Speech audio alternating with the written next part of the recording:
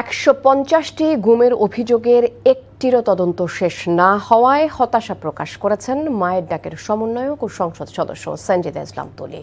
তিনি অভিযোগ করেন, অন্তর্বর্তী সরকারের সময়ে রাজনৈতিক বিবেচনায় জামায়াতে ইসলামের যারা গুম হয়েছিল তাদের অভিযোগ গুরুত্ব দিয়ে বিচারের ব্যবস্থা করা হয়েছে। তবে চিফ প্রসিকিউটর আমিনুল ইসলাম বলেছেন, রাজনৈতিক বিবেচনায় নয়, প্রত্যেকটি গুমকে গুরুত্ব দিয়েই বিচার নিশ্চিত করা হবে। আজ আন্তর্জাতিক অপরাধ ট্রাইব্যুনালে তারা এসব কথা বলেন, জানাচ্ছেন হাসান জাবেদ।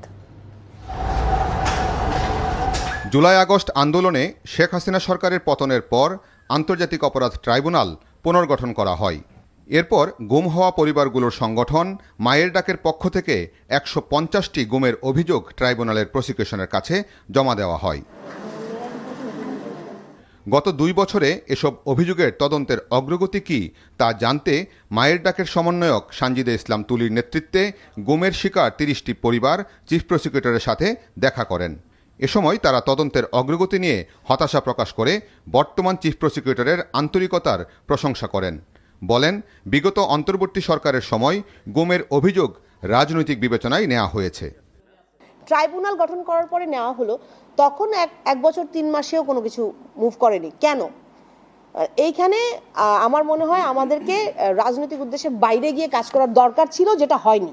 আমাদের আশা ছিল যখন বিচার কার্য শুরু হবে তখন সবার জন্য একসাথে হবে। সিলেকশনটা শুধুমাত্র আইসিটি ট্রাইব্যুনাল থেকে কেন 3টা কেসকে প্রমিনেন্টলি ইনভেস্টিগেশন দিয়ে সেটাকে সাজার মধ্যে আনা হয়েছিল, জামাতের 3টা কেসকে। চিফ প্রসিকিউটর জানান, আওয়ামী লীগ সরকারের আমলে ২৫০ জনের গুমের ঘটনার তদন্তের গতি বাড়াতে ৫ জন বিশেষ তদন্ত কর্মকর্তা কাজ করছেন। রাজনৈতিক বিবেচনায় নয়, সব গুমেরই সঠিক তদন্ত করে বিচার করা হবে। জামাতে ইসলামের একজন মানুষ কি গুমের শিকার হয়েছেন, নাকি বিএনপির পরিবারের একজন মানুষ গুমের শিকার হয়েছেন, আমি এইভাবে সেপারেট করে দেখতে চাই না। আমি দেখতে চাই যারাই গুমের শিকার হয়েছেন তারা গুম পরিবারের সদস্য।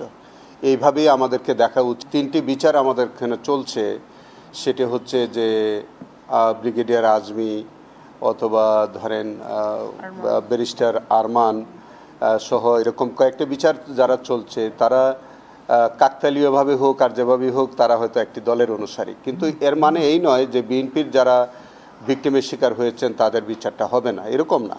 যেসব গুমের পরিবারের সদস্যদের আছে আমরা একই মাপকাঠিতে বিচার করছি সবগুলো।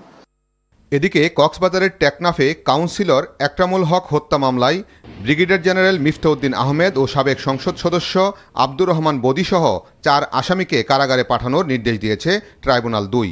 আর পলাতক শেখ হাসিনা সহ বাকি 7 আসামিকে আত্মসমর্পণের জন্য পত্রিকায় বিজ্ঞপ্তি প্রকাশেরও আদেশ দিয়েছে tribunal. Hasan Jabed, NTV news, Dhaka.